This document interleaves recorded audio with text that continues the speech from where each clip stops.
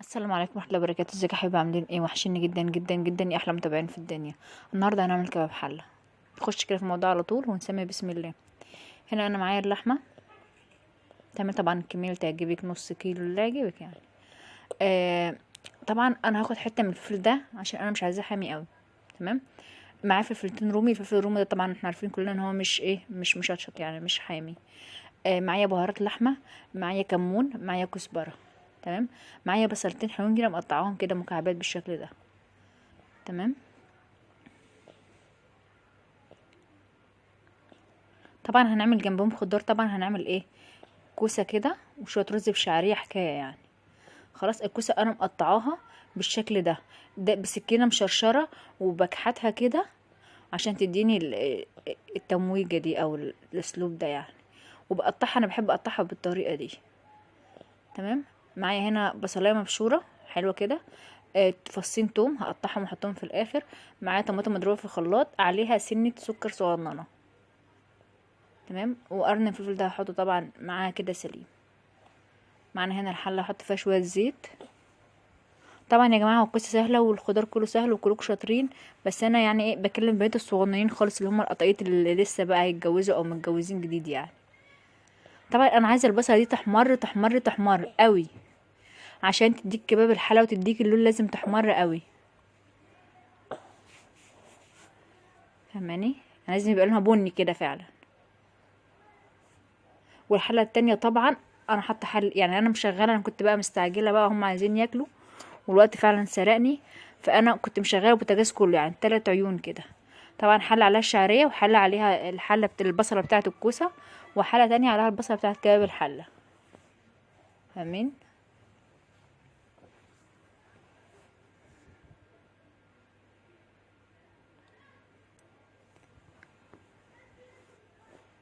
طبعا ست البيت ما شاء الله عليها يعني ممكن تشغل الدنيا كلها يعني. احنا بنغلبش. خلاص انا عايزه بس تحمر قوي. تمام. والثوم ده انا قطعته كده عشان أنا كده كده هقطعه كده، فقطعته دلوقتي. تمام. اللي هو الحلقات الصغيره دي. البصله انا عايزاها تحمر قوي عشان تديني اللون البني. على فكرة والله اللي خايف لا تمرر، هي ما بتمررش، بالعكس بيبقى طعمها وريحتها تحفة في اللحمة. طبعا الحلة التانية اهي ديت يا جماعة اللي هنحط فيها الكوسة. تمام. والحلة التالتة اهي بعمل فيها الشعرية عشان نعمل رز بشعرية. وطبعا هما كان طبعا معلقة نظيفة بتاعة الشعرية والرز بشعرية دي معلقة لوحدها. انما المعلقة التانية ممكن يعني تستخدميها في البصل بتاع كباب الحلة والبصل بتاع الكوسة عادي خالص. هما كانوا عايزين نعمل لهم شوربه بس انا استعبطت. طبعا هي اول ما تبقى اللون ده حطي بقى فيها اللحمه بسرعه. تمام. والله هي اتحمرت قوي بس ما كانتش مراره خالص، بالعكس. هنا طبعا انا ايه غسلت الرز وصفيته في المصفى دي كده، ومحمره الشعريه اهو. طبعا الرز لازم تقلبي فيه كده شويه علشان خاطر وانت بتبقى غسلاه فبيبقى فيه رطوبه. فاهماني؟ فلازم الرطوبه دي تمشي عشان تحطي الشوربه او الميه.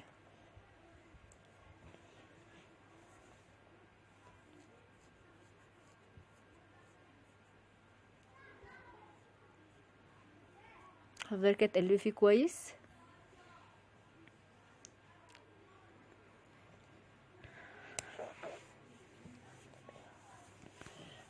ودي البصلايه بتاعه الكوسه. طبعا يا كمان حمرت كانت هتتلسع مني بس ربنا ستر. انا بداية لما اكون عايزه تقلي انا بخلي البصليه محمره يا جماعه، يعني قليل اول لما اخليها لونها صفرا يعني. حطيت طبعا عليها الطماطم وهسيبها كده تسبك كويس. هنا اللحمه اهي. طبعا قبل ما تحطي عليها ميه لازم تقلبيها كده وتخديها الصدمه دي مع البصلايه كويس.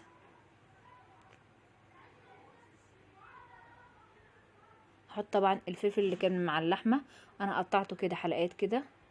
وقطعت الثوم وحطيت كده يعني حته صغيره كده فلفل حامي، هو ما كانش يعني ما كانش شطه خالص يعني. تمام.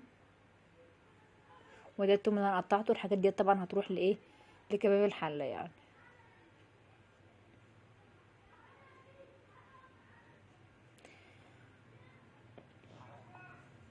دي البهارات بتاعتنا. البهارات حسب مزاجك وحسب اللي انت بتفضليه. انا بحب البهارات ديت قوي، بحب الكمون قوي، بحب في اي حاجه الكمون قوي، الكزبره، الفلفل الاسود، بحب الحاجات دي قوي انا. وهنا الرز اهو لسه بقلب فيه عشان يتشرق يعني، يمتص الرطوبه كويس. كل ما تقلبي فيه ويمتص الرطوبه كل ما هو بيديكي يبقى مفلفل قوي كده في الاخر. انما هيبقى عارفه انت فيه رطوبه كده او فيه ميه، وهتحطي عليه بقى الشوربه، هتلاقيه ابتدى يعجن معاكي. دي كانت الشوربه عندي انا سخنتها، عشان انا عملت كباب حله طبعا مش هينفع ان انا مش بيبقى فيه شوربه كباب الحله، فانا عملت طلعت الشوربه دي سخنتها عشان اعمل منها الرز واكمل منها الاكل يعني وكده.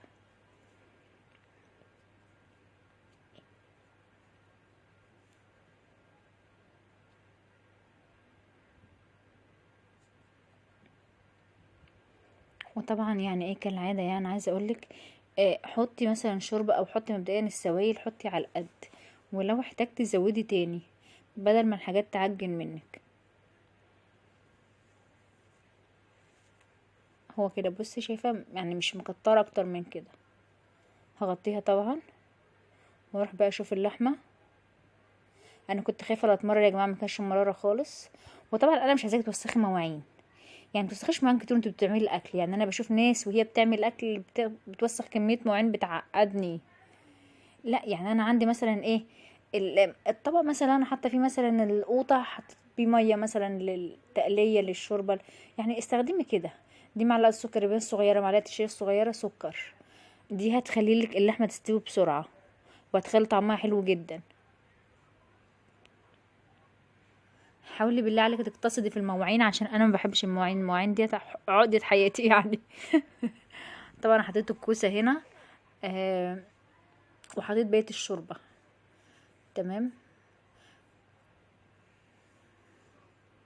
طبعا الشوربه ديت قليله فهزود شويه ميه كمان في الحله اللي كان فيها الشوربه. وده التوم وقرن الفلفل. الحله اللي كان فيها الشوربه هجيب شويه ميه، مش لازم بقى اقعد اجيب مواعين بقى واوسخ وارمي في الحوض وكده يعني.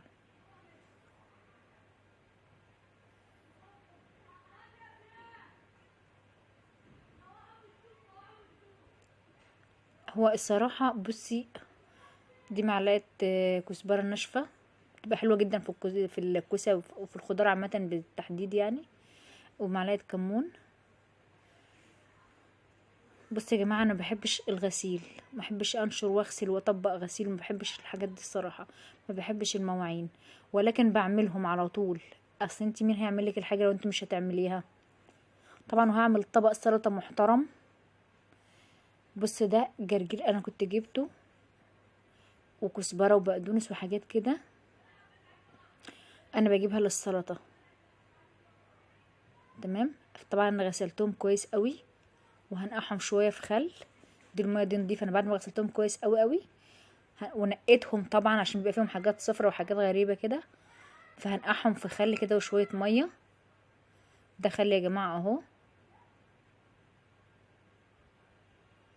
تمام. هحط شويه وانقعه كده، علشان يا جماعه الحاجات دي بتبقى ساعات ممكن تبقى مرشوشه، تبقى في ايدين بتمسكها.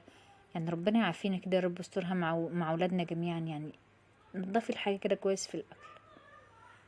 هعمل طبعا طبق سلطه محترم، ومش عايزه اوسجه تاني على طبق السلطه والخضار. يا جماعه يا جماعه اكلوا ولادكم خضار، اكلوا ولادكم فاكهه، اكلوا ولادكم سلطه. طبق السلطه ده بص انا حاطه فيه كميه حاجات قد ايه. شايفه خيار، فلفل، قوطه، بصل، كزبره خضراء، بقدونس، جرجير. طبعا دي الخلطة بتاعتي، كمون على كزبرة على فلفل على خل على زيت. دي الخلطة دي انا بعملها دايما في اي سلطة. كمون، كزبرة، فلفل اسود لو عندك، زيت، شوية خل. تمام.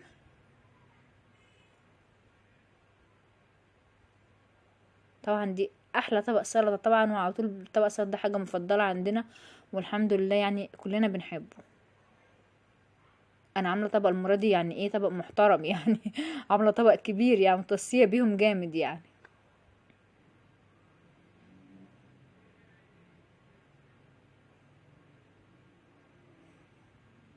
حاولي تركزي في الحته دي، حته ان انت تاكلي اولادك الحاجات اللي هي الفريش، الحاجات الطبيعيه، الحاجات الطبيعيه قبل الشتاء، عودهم انهم ياكلوا كل حاجه.